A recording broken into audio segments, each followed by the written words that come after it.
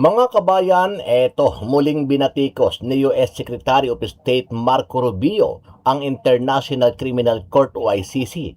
Ito ay matapos niyang tawaging lunatics at crazies ang ilang nasa likod ng tribunal. Sa panayam sa sidelines ng ASEAN Foreign Ministers Meeting sa Pasay City, sinabi ni Rubio na we have lunatics and crazies involved in the ICC. May mga baliw at may mga sira-ulo na involved sa ICC.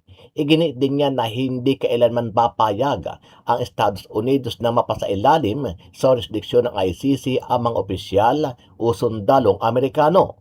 Kung gusto ng ibang bansa na lumagda at maging bahagi ng organisasyong iyan, nasa kanila iyon, pero hindi kami sasali at hindi namin hahayaang ipataw ng ICC ang jurisdiksyon nito sa mga Amerikano. Nauna nang inulunsad ng administrasyon ni US President Donald Trump ang isang government-wide campaign laban sa ICC, kabilang ang paghikayat sa ibang mga bansa na kumalas sa tribunal at pagbibigay ng mas mahigpit na pressure laban sa korte na itinuturing ng Washington na banta sa soberenya ng Amerika.